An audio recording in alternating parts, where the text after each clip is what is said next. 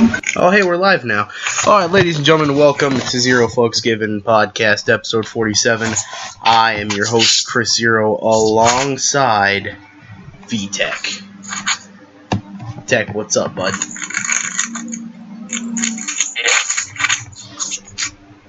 Can you hear me? Yes, I can hear you. Yes, we can hear you.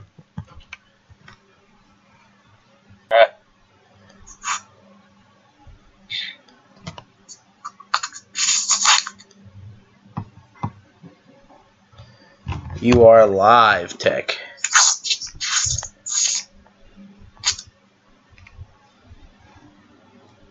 Can you hear me? Yes, we can hear you. Oh, okay. I was like, are we dying or something? It's like Yeah. right off the get-go. Yeah, you're live, bud. Alright. So you just want to shoot at me and I'll shoot back, or? All right, so anybody that's an eFetty knows that in UEWF Sunday night, there was a pay-per-view Battle of the Century. Tech, you were in the main event defending the UEWF Ultra-Violent Heavyweight Championship Yes. against Zach Zero and multiple other people. Tell us what happened. Shingekito, random person, can't ever remember their name, but they didn't even promo. Rainey was supposed to be in there, but they removed him from the match and put him in a tag team match with someone, I think. Just a whole bunch of random people. I think the main people in the match were supposed to be Mish and Zero. So what happened? So, to recap everything that's happened in the past couple of months or weeks, I guess you should say, it's all been building up for Donald Wiles, Cycle Metal, to leave the company. And, you know, it finally happened. They kicked them out. And by that I mean Collins and RPM. And it was more of a group decision. They didn't just overthrow him. Everyone thought it was best for the company to go forward that he would leave. So they had a bunch of people get together and say, all right, this is our chairman, this is our co-chairman, general manager. And to be completely honest, it was kind of a Skype click overthrow of the company, in my opinion. Skype. Click falls. All right, continue. It was actually the opposite. They kind of actually dominated everything within the company, except for, well, one thing. There's still one man on charge who is basically the head underneath Donald, because ever since Donald introduced him to this side of the eFed game, he was more of the RPer than the eFetter. And that can hinder things when it comes to judging promos if you don't, earn that respect and saying that you were a main event caliber champion and you can judge a main event caliber match. And so Donald got kicked out of the company. It was the RPM show, basically. Collins was just there as a general manager. He's kind of the fallback guy, of course, because you need one guy like that in the company. So I completely understand that. But they said RPM was the guy who was running the show for this match, at least. Everybody else, they still have the same system, the same crappy little layout that they had for the better half of 3 years ever since I helped Donald back in EWA. They have one guy who's saying, here's what everybody else has to write. I'm going to sit back and write maybe one match.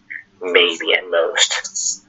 And that's what Donald did. Donald would write maybe one match. Everything else would be pick or choose of when it would get posted, if the show would get posted early, late, whenever. And they have this little writer's chat, which they say they make up different ideas of who's going to go over, who's going to, rename what title to what, with the reboot of the company under the moniker of the Progressive Era. And to just jump forward into the Progressive Era of the main event, Zach Zero beat me. I feel like it was wrong. I feel like I was screwed, honestly, because everything I said was, why are we going back in time? Why are we rehiring all the same people as writers who constantly used that power of writing to get up in the world? And I said, I didn't want to be that guy. I wanted to be the guy who would bring back the most prestigious title, give honor to it, bring back a story, and rehash it, which was the Demons of Anarchy, which we rehashed to Reapers of Anarchy, which was you, me, Miggy, and Parker Mitchell. I was like, all right, we got to establish story. we have the anti-guy, which would be Rainey at the moment, or who else? I think they were trying to do something with Rainey and Shin. I'm not entirely sure.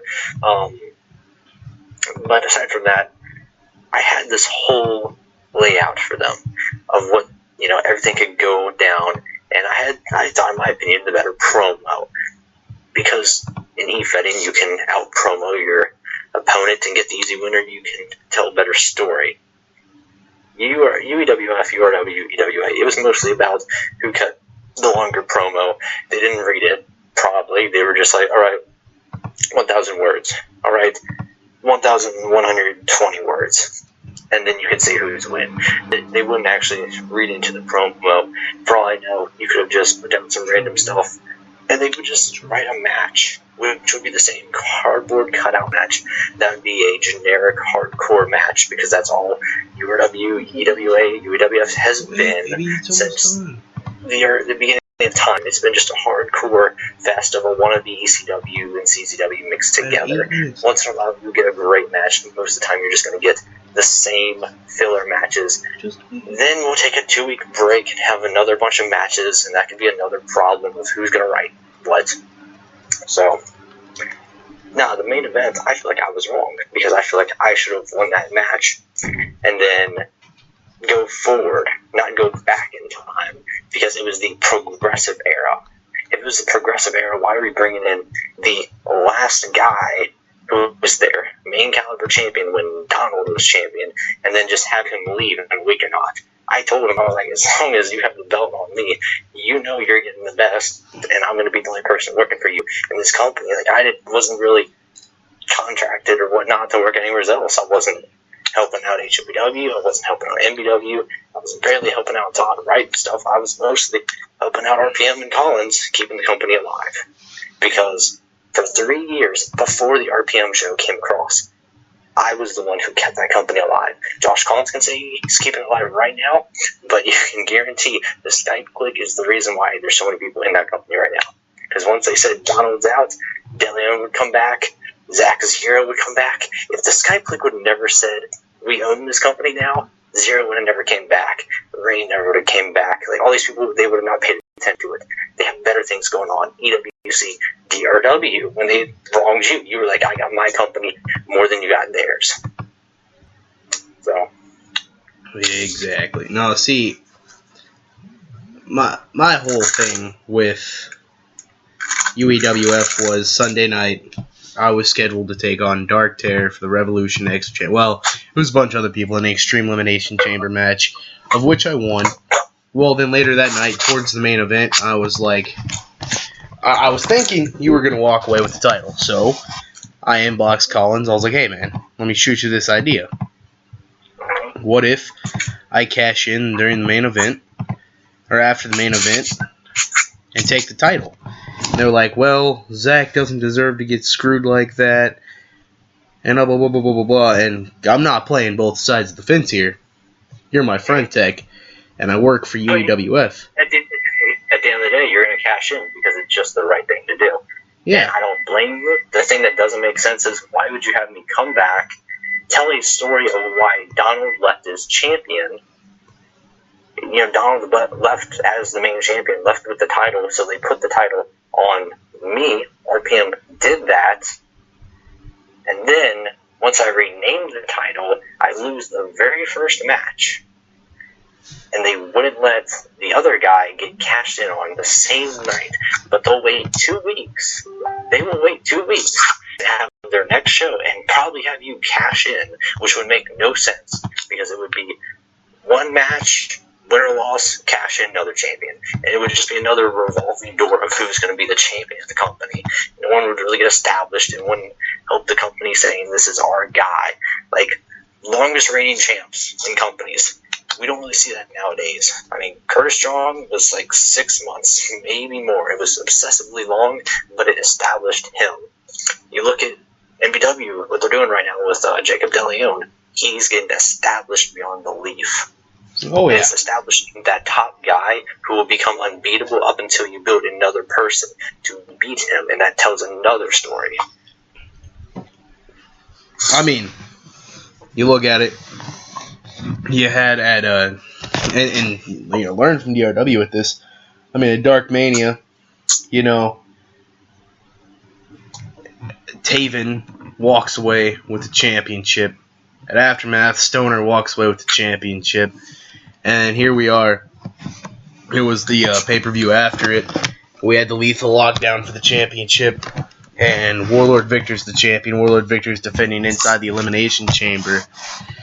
And, this is a chance I could either establish Warlord Victor and make him a big name, or he could lose the championship at the anniversary show, and it would just be a revolving door. I mean, look at Ring of Honor. Ring of Honor is establishing Jay Lethal. He's been world champion for over a year now.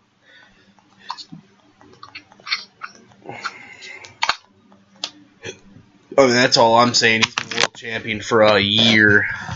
So, but, I think that's something that we need in e-fetting to make sure it's not just about competition. Because at the end of the day, when we're constantly doing this just to trash talk, it's like we need to tell a bigger story, in my opinion. Or else we're going to go back in time where it literally was just trash talking. I mean, yeah. I mean, again, you can talk about Curtis Strong. He's been Intercontinental Champion since he won it, I think, back at, not Dark Mania, but the pay-per-view after it, he's been champion. So, I mean, May, June, July, he's been champion for 2 months, and it looks like he's going to hold on to that belt for a pretty long time. And I mean, in September, there's supposed to be a match, or in August there's supposed to be a match where it's champion versus champion for both championships, where they will defend both titles in 2 matches in one night.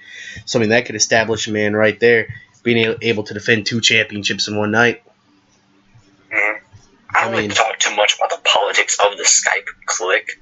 Well, I'm not in it right now just to keep people up to date because I'm kind of in this mood of I'm going to do my own thing right now. Yeah. But to just tell you how much power and how much behind-the-scenes stuff goes on in the Skype click, not just with any company, but just in particularly UEWF, Josh Collins gets on Skype, tells me at Carnage 50, after I defend my title, and this solidified 100% that I would defend my title against RPM, Monster Messiah, his character. So that said, I'm winning the pay-per-view. I'm going for it. I'm facing Monster Messiah. He tells me RPM will probably put you over. Here's where I think I probably got screwed over. I told Collins personally, I said, I don't need to get put over by RPM. I'm better than him. Because I know that as a fact. Putting my camera down on the ground and walking around, that's as easy as what I'm doing right now on Skype.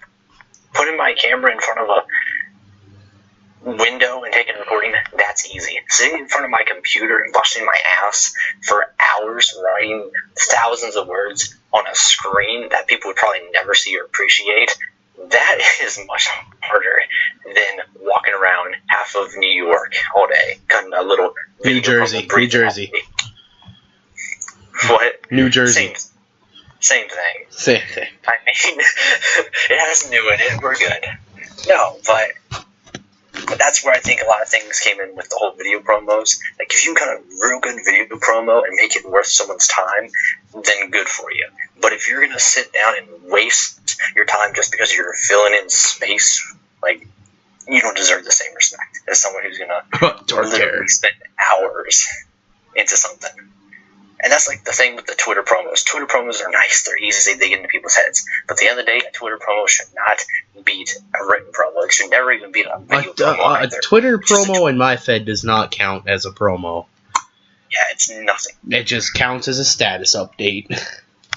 So to say that someone who's going to walk around half of New Jersey all day cutting a video promo, if you can even call it that, is going to be me, who's going to sit down and devote time to your little creative writing group, as I would call it, that's a slap in the face. To say that you're going to put me over, because I've been doing this for the better half of 8 years, and I deserve at least a little bit of justification for my ego. Maybe not so much for the other half, but just for this part, when someone says that they think that they can justify walking around a city and just talking instead of telling a story. Like, I could trash talk and say every single curse word in the book if you wanted trash talking. But if I wanted to tell the story behind my character, it's a completely different ballgame. And that's why I thought, alright, Collins is telling me I'll get a good win at the pay-per-view, I'll get a good win at Carnage 50, I say, looks like our match is off to Zach, and then he tells me it's back on. I don't want a bounce back match. It's basically, I would call it a trampoline match. Basically, I get this loss, and then I get a rematch just to lose again. Like, that's not helping me.